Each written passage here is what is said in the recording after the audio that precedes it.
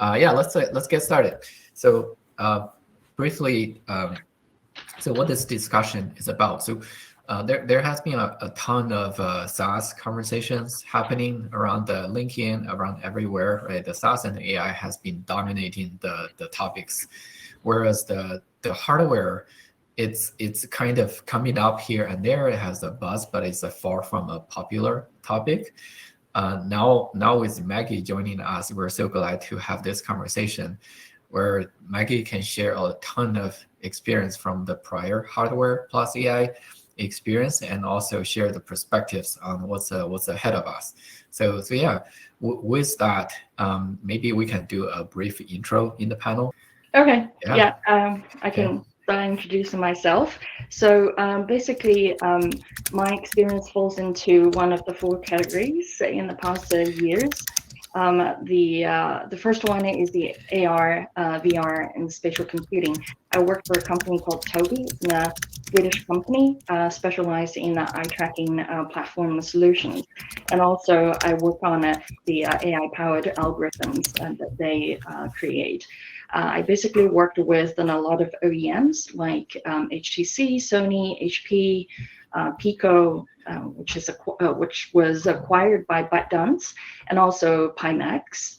And aside from the OEMs, I also worked quite a lot of developers for the consumer applications, and also independent software vendors if they develop for the enterprises.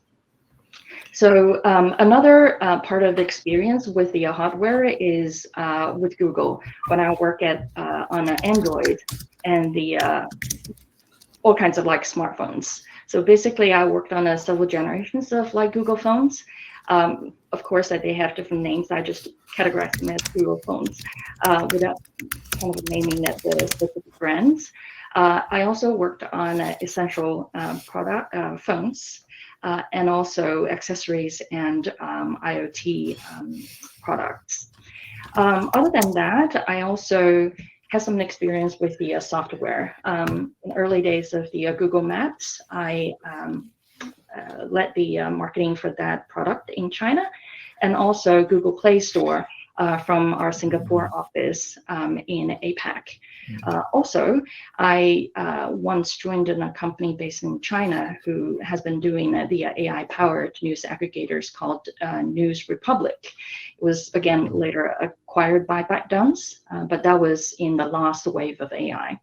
Last but not the least, Google Tobii Ocumen is one software product that I worked on when I was at Tobii. It is a developer-facing toolkit, and because of that, I had sort of an opportunity to know a bunch of genius developers and ISVs. The last category would be strategy and operations. It's not just it's within the Google Play, but this is an opportunity for me to understand the resources to fund a product from a global perspective. So it is really kind of a insight, rewarding experience to work on the strategy and operations, although it's not typical marketing. But again, from money perspective, resources perspective, you're having a good overview of how much that you have to invest in the market, and all kinds of trade-off and prioritization decisions. Wow, amazing experience. Yeah. And Maggie and I met at Google when I worked on Google Store, where we started to sell Google's hardware devices, including Google phones and tablets, as well as Android devices, Chrome devices, Chromebooks, smart home devices. So that's where I met Maggie and collaborated on hardware and online retail experiences. Yep, it was good old days.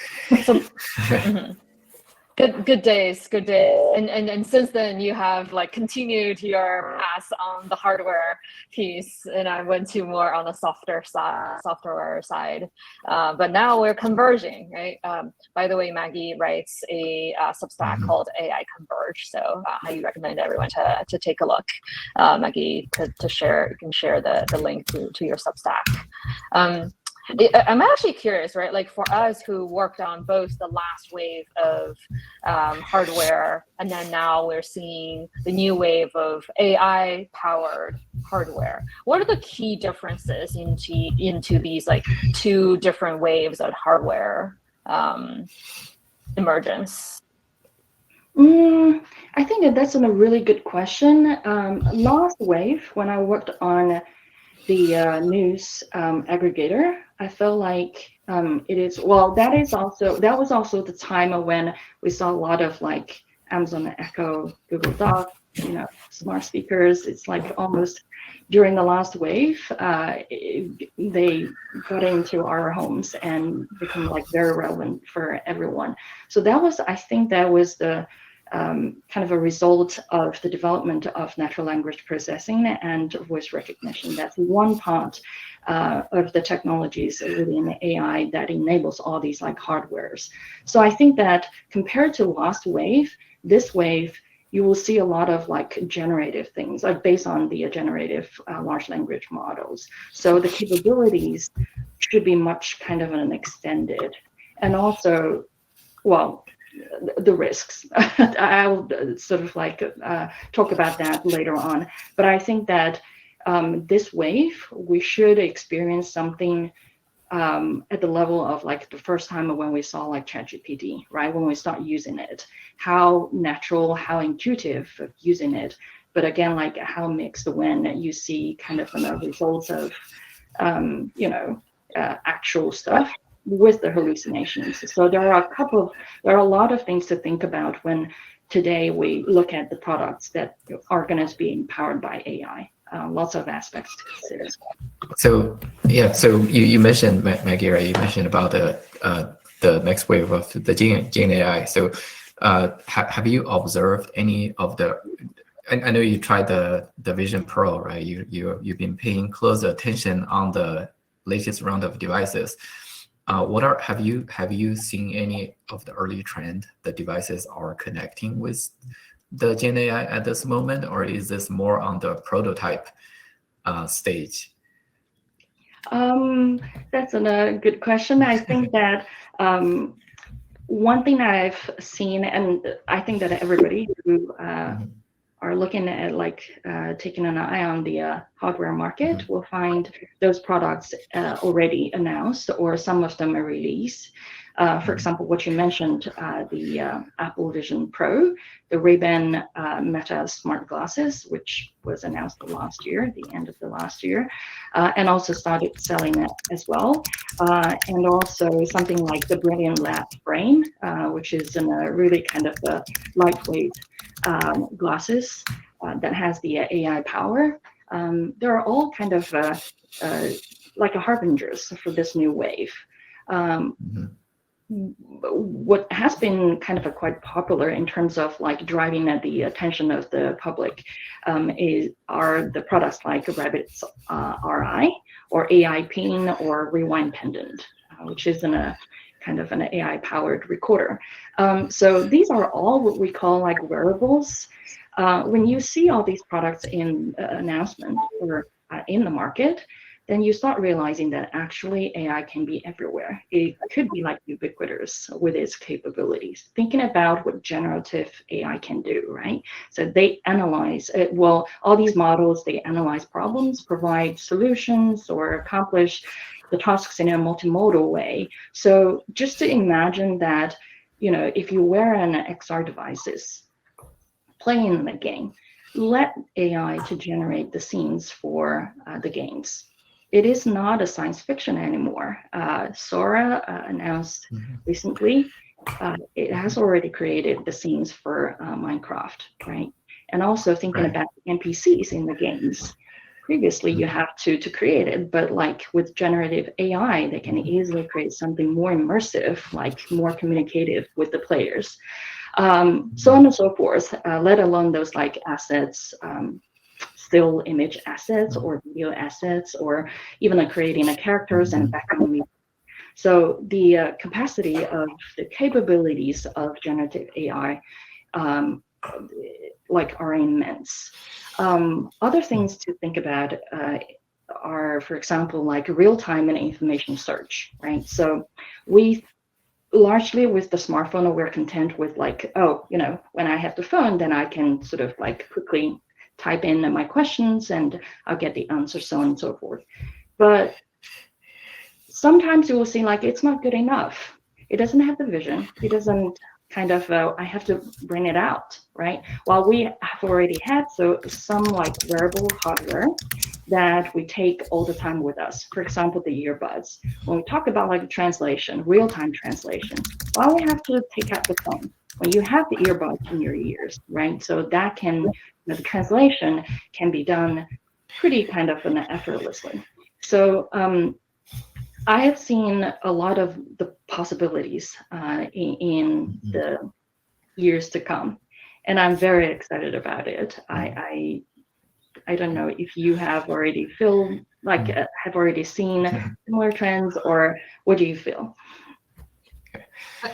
I cannot stop by comparing this new AI wave is like last generation when Google Glass came out, and there's like a tons of excitement as well as controversy, and when I look at the Ray-Ban Meta smart glass, and when I look at some of the new smart glasses, and I think even like a Brilliant frame, I cannot stop by just so similar to the Google Glass, and like even their demo of here's how you take a picture, and then of course it's from Meta. So like, how are you observing this new wave of the privacy, and or like from a design perspective, and how do you think the market is going to perceive that aspect, and then how do you feel like this new wave of AI powered devices versus the last wave of like a Google Glass of the world? Yeah, I think that you touch on a very important point, which I do believe that we should learn from the last wave, right? The failure of Google Glass is getting into the mainstream or the mass market. One of the key reasons was it was probably too much ahead of its time, and lack of some consciousness about, for example, the privacy of the users in a public. I think that will continue to be in a huge consideration in the product design aspect, because think about how large language model works, and if you want it to personalize a lot of experiences, you will have to kind of give up the ownership of your own data. So then the data privacy, right, is going to be in a huge concern as well. So I think that definitely will become a huge part of this of AI. And also you talk about how powerful this wave is going to be.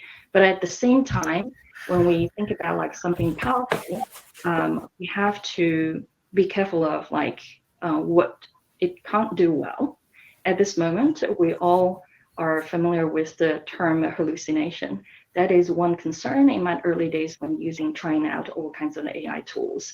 I can't be sure about the information I got. Is it true or not? In my very familiar areas, I can make an sound judgment.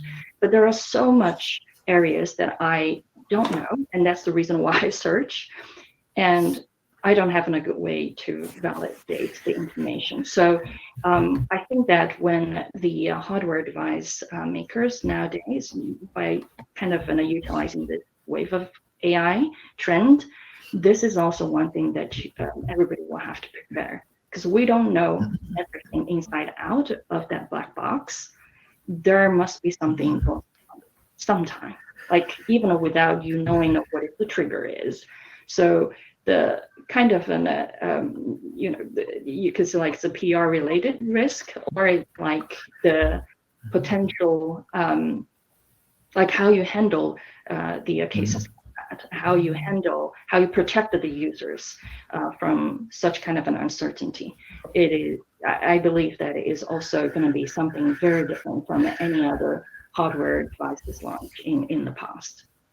Yeah, I would just imagine, right? Like the last generation, at least like the Google Glass, it's like, yes, it's a picture and you can share it like within this owner's network, but now it's added layer of risk of, oh, maybe can this picture be used for training other, like, and then even more public. So like, I think people will have questions around like, how is my data is going to be used and it's going to be part of the training set. So like, that goes to probably the marketing, positioning, messaging kind of things where the product needs to be really, really clear upfront about like what information is shared and how are we messaging this to the market. Exactly. I can't agree anymore. I think that in terms of the messaging, this kind of upfront clarification of the limitations of your product capabilities, probably sometimes not to hurt your product, but to help you in the long run. I looked at I actually read through the blogs by OpenAI on Sora. That was in a wonderful paper. And I was like really impressed by one section that they talk about the limitation of the models. So it's not like for the marketers, when we communicate the benefits and the value of AI, it's not always like a rosy picture, right? You have to communicate in a transparent way of what are the limitations, what are the possible kind of risks, so that users are completely in awareness of what's going to come to them. Maybe it won't happen all their life, but again, like no one can guarantee. So I think that this upfront clarification and transparency is definitely the spirit and something in the principle of generating the messagings and positionings. Mm-hmm. Yeah. Like speaking of messaging and positioning, like can you expand on that a little bit about how do you actually develop the product positioning and messaging for AI-powered hardware devices, and how what are the key steps and how are they different from like developing a positioning messaging with like software devices? Your thoughts around that? Right. So I think that while probably most of the marketers will start from like understand the market and the competitors. So define the market is the very first job. Like everyone will have to do like what is the market that you're a target. I can recall my early days when I'm working on the Android device in China. Android devices compared to the iPhone, I think that a big advantages or like highlight is that it's open source. It's compared to the closed garden approach of Apple.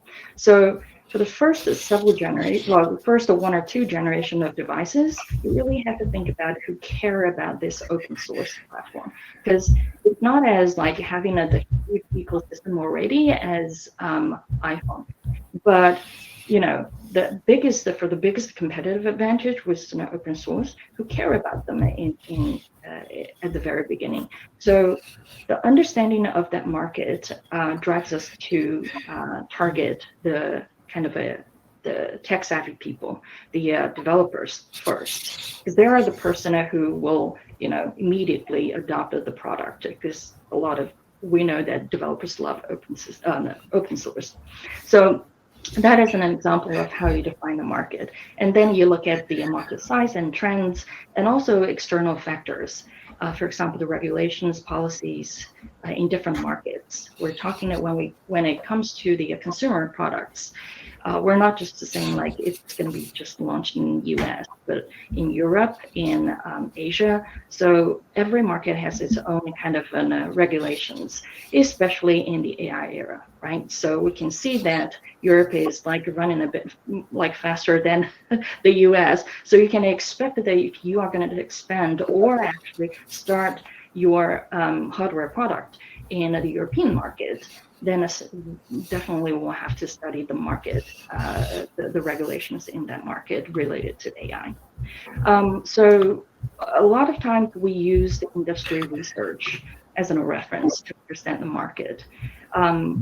Or like, I know that for many companies, including the ones that I work for, we'll create our own estimation of the market share, for example. We extrapolate the external and internal data to make our own kind of predictions to, for example, how large is the eye tracking market, or how large is the install base in the market.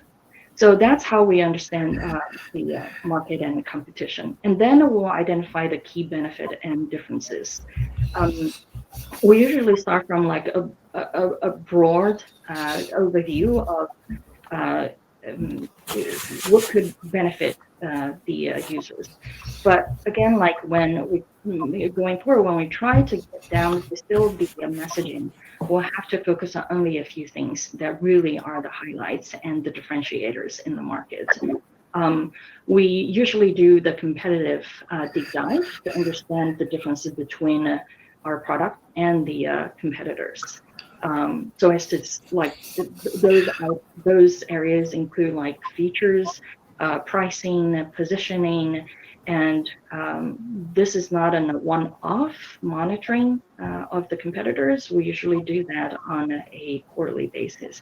But it depends on like, you know, which stage your product is at. You probably want to do it more frequently or like half in a year. But again, like targeting a broad spectrum of the competitors isn't a good idea, because you know that some of the indirect competitors, one day they will expand their product lines, they will get into your area. So it's always good to get prepared for that. One thing I want to share, how we actually identify those benefits and differentiation, is based on my experience working in India to understand the retail market. So I walked into a lot of Indian retail stores. I talked to the customers and also the salesperson. I feel like that is the first hand, right? So when they start like choosing the phones, you can observe how they start, right? Whether they start asking advice from the salesperson, or they just go ahead and what they have already been researched. So I feel like you can be very innovative of doing this research, or in the process of identifying the benefits and differentiation. That's really interesting. I actually have a quick follow-up, as you were mentioning market sizing. I think, you know, like for software products, we can optimize, we can estimate, okay, here, like how many, you know, office workers or, you know, professional workers are there, and what percentage of them use a project management software. Like there is a way to do market sizing. And then for a lot of the AI hardware devices, they're new. Right? Like who knows how many people would want a, you know, AI pen, or and vice versa. So how are you thinking about market sizing exercise? But that's a very, very true kind of a comment. I think that in our experience, it is really hard, because unless the company voluntarily report on like how much I sold a device in the past quarter or something, it is really hard. The second to the best information would be from some of the report where there are like analysts doing a very kind of a dedicated work of talking to not just the OEMs, but also the ecosystem to get the best estimate of the numbers. However, they're not reliable at all. Based on my experience working at Tobii, I've seen like almost like 2 to 5 times differences in the estimation of like how, even for the like the numbers of something sold in the past year, right? It's in the past or past the 5 years, let alone like any predictions for the next 5 years. Everyone having a different multipliers and factors to look at. But I think that a lot of times it's a choice of your company. How do you believe the market will behave in the next few years? Do you believe that it's going to grow at the current speed? Then you just use the similar kind of multiplier or like annual growth rate to estimate the future. Otherwise, you can have your own numbers.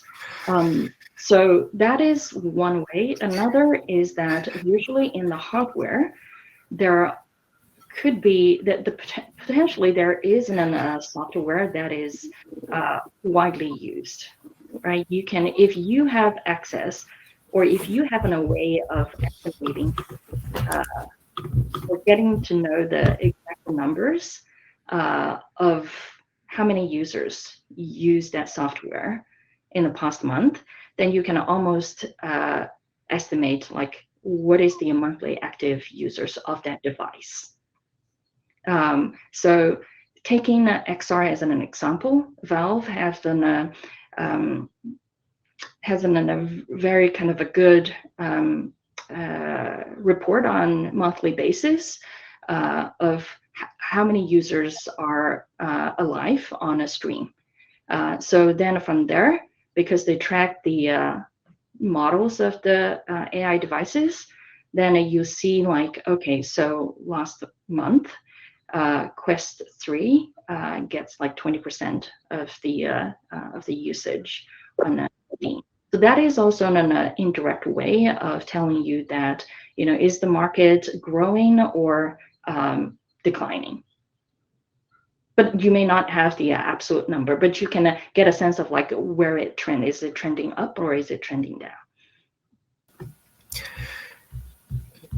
Got it. So to recap a couple of things I hear from you, right? So basically the growth framework is mostly similar to software in terms of developing positioning, right, persona, and probably thinking about the overall the market sizing, everything. Just the difficulty of getting the data takes longer from the research, and the accuracy might be lower because unlike software, where it's easy to put in for a test or waitlist or fake landing page, right? It's harder, much harder to do so in the hardware, right? So I think some of the let me know if I'm jumping around here, right? I think some of what you said kind of take us into a potential the lessons learned, right? There are, I think Google, especially in the Google scenario, Google is known for coming up with a lot of wildly popular devices, right? The phone is still decent size, and the Google Home, smart home is pretty decent. But also latest, my memory is, as a gamer myself, I still remember Google Stadia, right, being out for only a year and a half. Actually really got a really pretty positive feedback from a few gamers around me, but then decided to shut down very, very quickly. So do you, maybe can you comment on some of the biggest lessons learned, right? Whether you see directly or indirectly, maybe potentially tie that back to the initial planning, what can be done differently, right, to do better going forward? Okay, that's a good question. But before that, can I jump back to your summary and add one thing, which I do agree that most of the things for the product positioning and messaging for AI powered products are very, very similar to the other consumer products.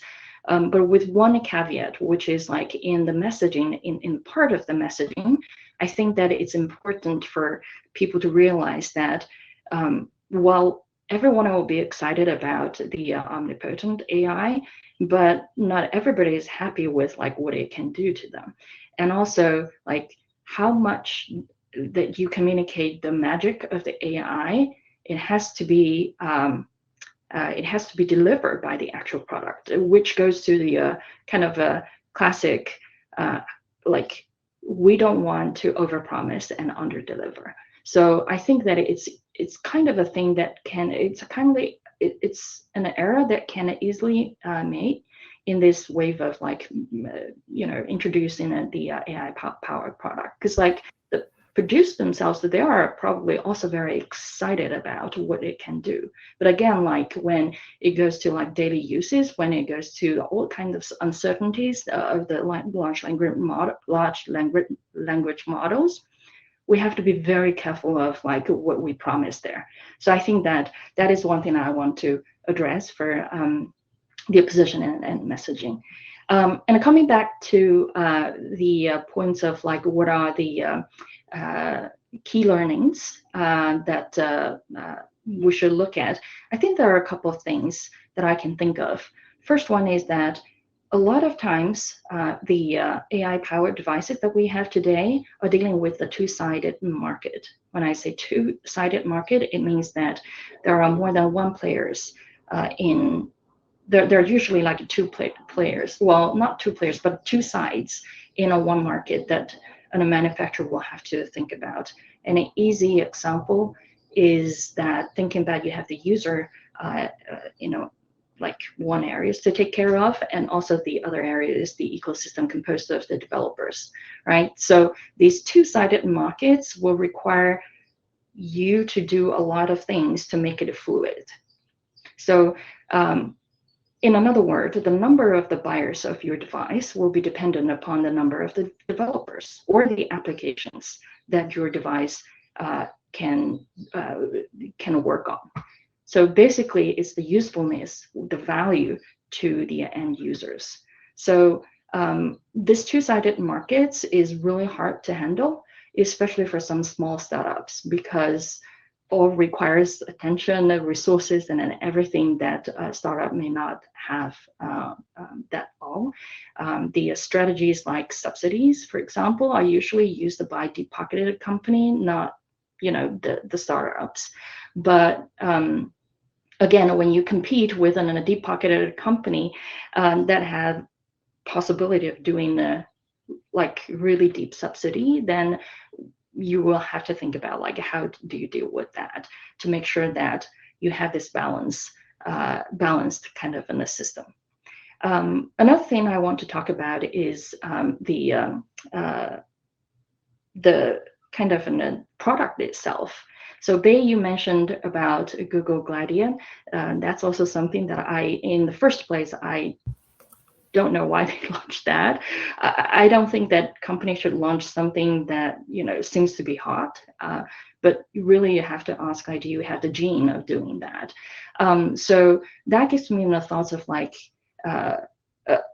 I could think of something like a failed product in the market because of the Me Too like attributes, which means that you launch something very similar to an existing product, but you don't have anything more than that to offer, or radically enough to grab the market share. So thinking about like Microsoft's Zoom, right? So it's another kind of iPod-like product launched at the time when the fifth of the iPod was announced. It came into the market very late, but not offering a drastically different or more value than an iPod. So what the industry usually says is that you either fill the gap or you radically dominate.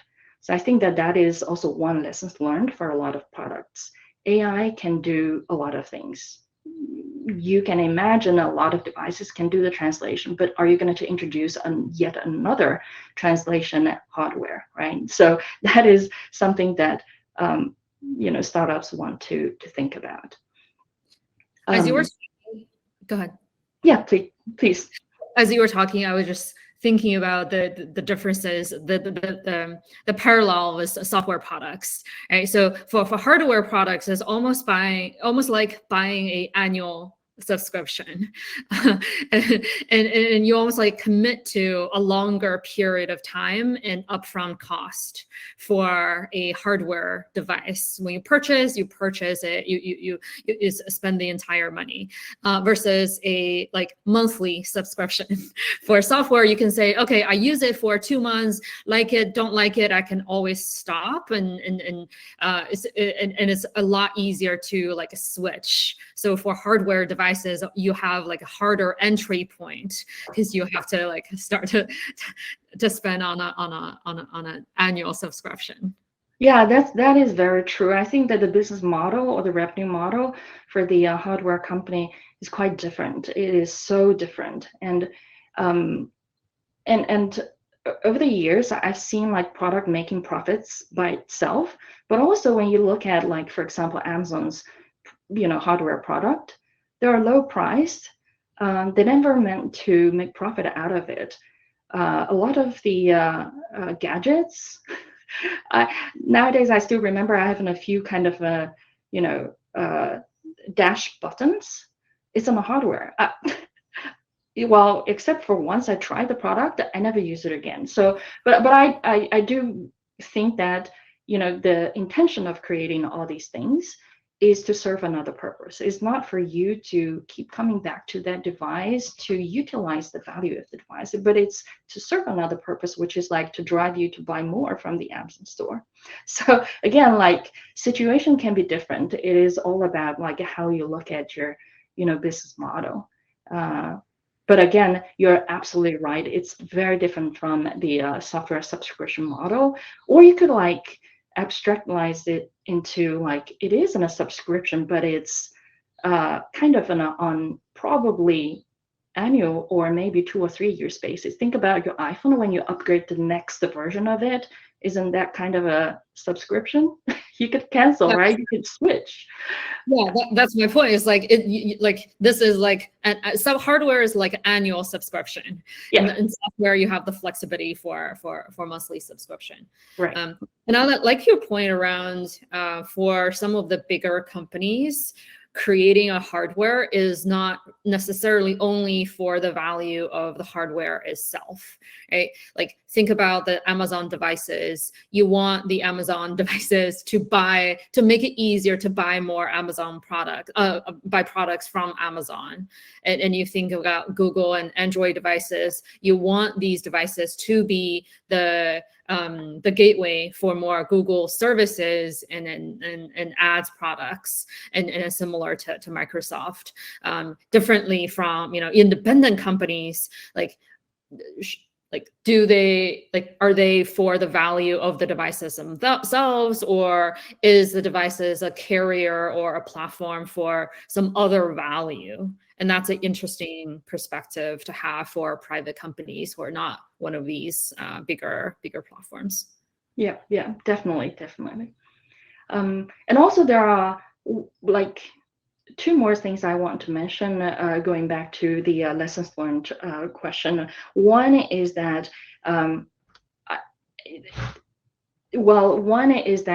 that like a lot of times we know that AI create magic, and but sometimes it's not that magic if you want to convey the actual product status in a truthful way. So that leads to my one lessons learned, which I think is extremely important, is how you present your product to the users when you introduce it. Of course, that you want it to be like, if you still remember, like the Magic Leap great video of a whale jumping out from the floor, that is like sci-fi, right? I believe that you definitely will see that one day, or probably have already seen it with the XR devices, right? But again, like one questions every marketer will have to ask, or company will have to ask, is that can users repeat that? If something is not repeatable, you don't want to show that and to mislead the users that this can be achieved. So I think that again, like I've already seen recently such an kind of an unfavorable situation with an product launch. which I like a lot. But again, like it is the Germany launch where is it the Germany or it's like great showcasing of the capability of the AI. It is not completely kind of a doctored, but it's like without clearly saying that this has been sort of like edited, right? So again, like I think that consumers have been using on the hardware for ages, and if they're getting like a peak year and peak year, they don't want that gap between the expectation and the actual delivery. So this like don't use misleading assets is one kind of a lessons I want to talk about. Another one of which I know that is very true, the thinking of a lot of people is that how you onboard users, how you create something novel, innovative, but it's kind of like effortless for the users. Again, I have this theory of like, okay, so people are lazy. Not to say like they don't want to learn things, but they're learning every day on a lot of things. So instead of like giving them one more thing to learn, I think that the product makers and marketers will think about like how you get one thing off their shoulder and how you make them sort of get onto the product and use it and get what they want as fast as possible. So a classic example of that is the Segway. If you still remember, like while it was introduced, like it was like so popular, but later on you don't see it like widely used anywhere now, simply because like users will have to learn how to balance themselves, and authorities had the problem of like they don't know how to integrate that into the public transportation system. So it is something probably much more than the initial thoughts of the product makers. But again, like I think that those are the things that upfront you will have to think about how to make it easy and quick for people to get the value, for the users to get the value. Mm-hmm. What are some examples that you've seen companies do to make users get the value faster or easier? So not necessarily like the first thing jumping to my mind, I think that Holly, you probably are very familiar with, is that how Google actually cut the steps of for users to use their products in a lot of like Google Map and search, and also like a good the ads product, right? Especially in the ads area, like they look at like, okay, these are like 50 steps that an advertiser will have to go through before they can start set up the campaign. And then after that effort, that kind of a lengthy process been cutting into like just in a few steps. That actually means a lot to the users, because you're basically increase the value perceived by the customers by making them feel and touch on the benefits sooner. Yeah, that's a good point. And now I like as you talk, I remember for Android devices, for Nexus phones, when actually for Pixel phones, when we first launched Pixel, there was we know that there is a significant segment of the market who use iPhone before. So like, how do we make it easier for iPhone users to transfer to the Android ecosystem?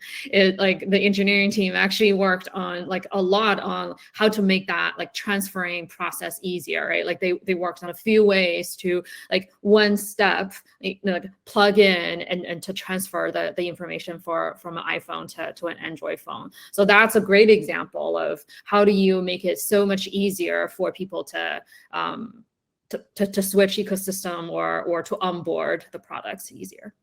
Definitely. I definitely remember that. And it is like for myself, it totally changed my device choice, I would say. Yeah, because of that easy migration, I'm like, what could I lose, right? I'm having all the friends, all the information, I can immediately transfer to another device. Why not?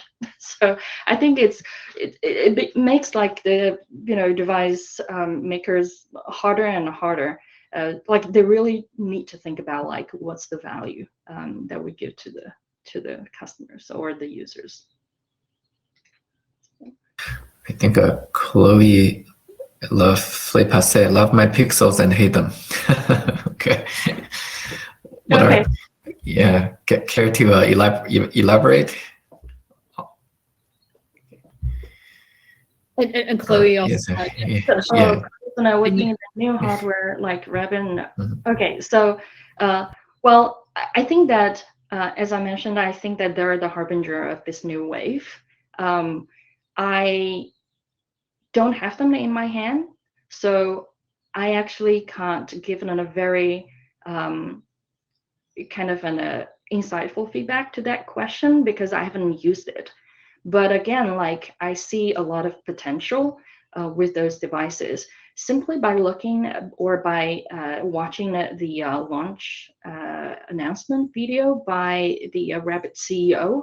I feel like, wow, that is amazing. But again, like there are a lot of people questioning like why you need another device to achieve this complete, because like Rabbit RI is basically to accomplish the tasks that you ask it to do. You could say like book my travel package to Paris, and it's supposed to help you like get all the tickets and the rooms and cars rental and everything ready. So that sounds like really fantastic.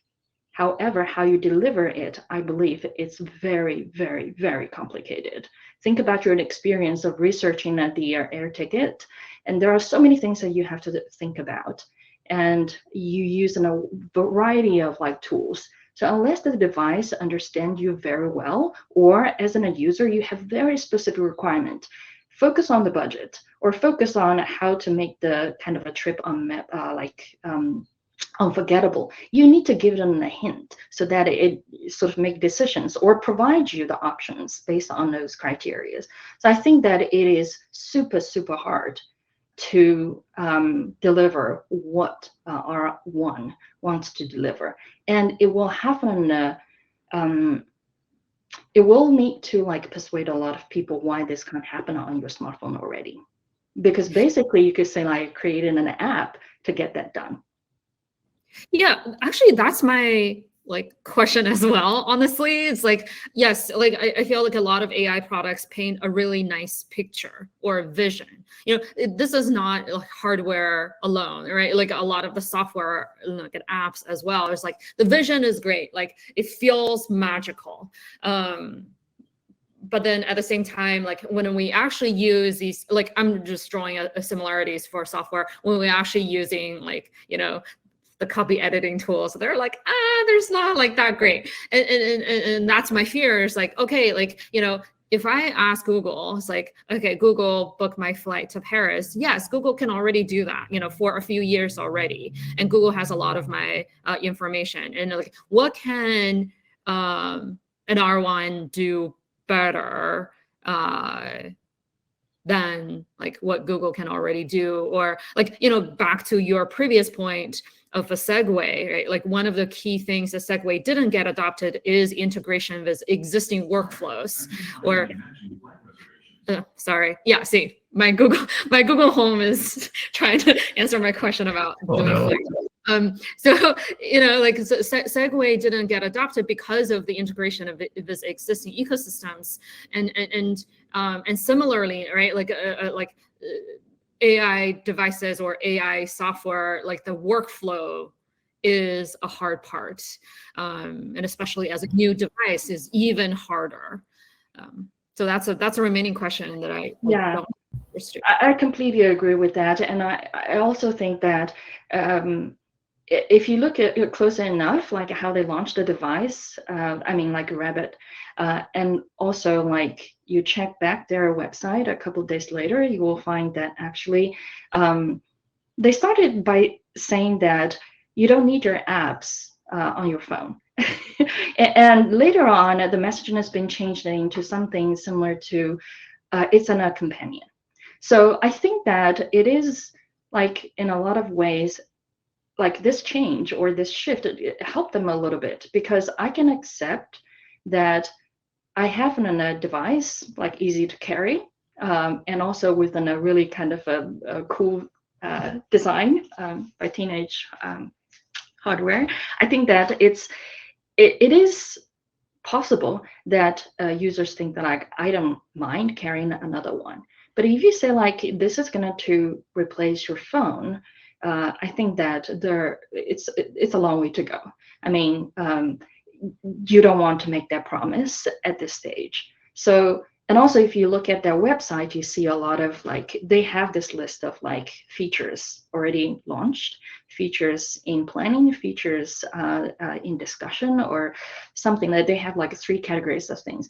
And then you realize that what they conveyed in the launch video about the capability of the device, it's actually a mix of like what's already possible versus like what's still in development, under development and discussion. So that's also a great learnings for me, and I think that for a lot of AI hardware companies as well, like how you can make it so clear that you manage the expectation of the users, because like I mean, it could backfire sometimes. So again, like I have a high hope for this kind of a new creations of devices, and I would love to try them, especially if it's the pricing is just a $199. A lot of times it's like, oh, what could go wrong for a $199 product that you're trying, and then you have a glimpse of the future. Plus that design is really something that you potentially one day can resell on the eBay.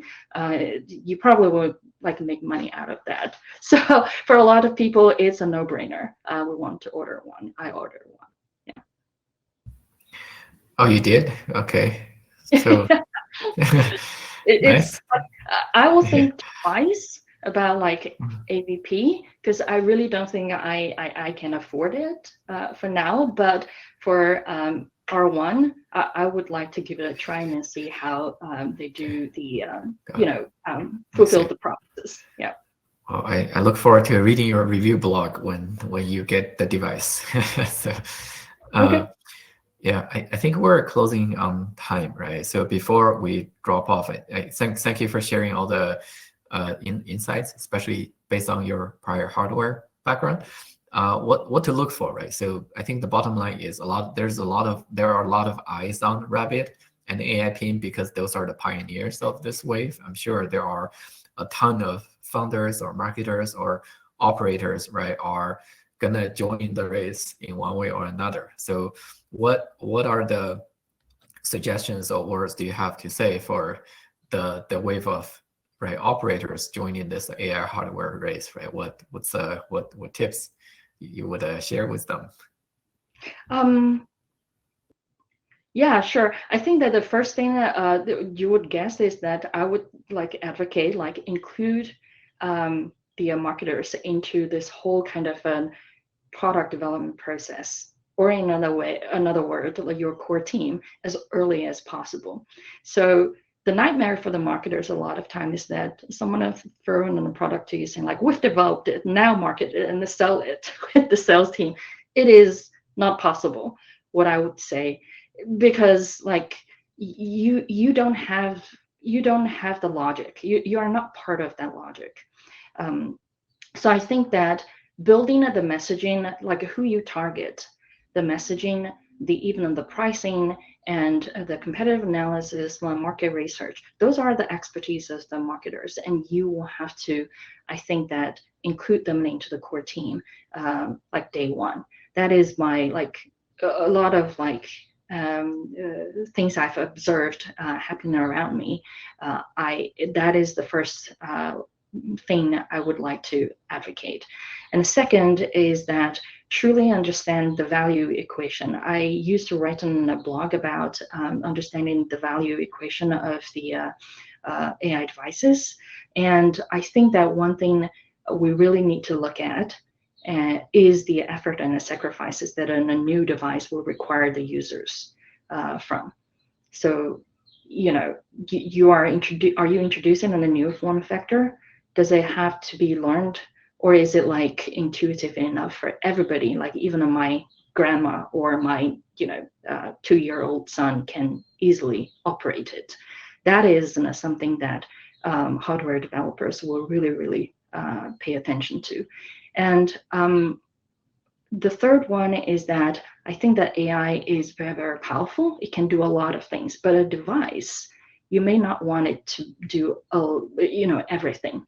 You want to specialize it and target in a specific group of users. And also use the form factors that people have already used, so that you don't create this learning curve. Last but not the least is to focus on the moments of truth, thinking about every touch points of your product.